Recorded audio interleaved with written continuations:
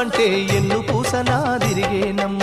ఒక్క క్షణమును కనబడకుంటే నా కను పాపలు కమిలిపోతాయి.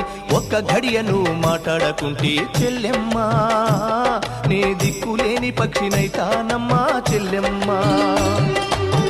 దినకను అలిగినవంటే చెల్లెమ్మ నా భుజం ఇరిగినంత పనైతదమ్మా చెల్లెమ్మ. మల్లె తీగకు పందిరి ఓలే మస్క సీకటిలో వెన్నెల ఓలే చెల్లెమ్మ.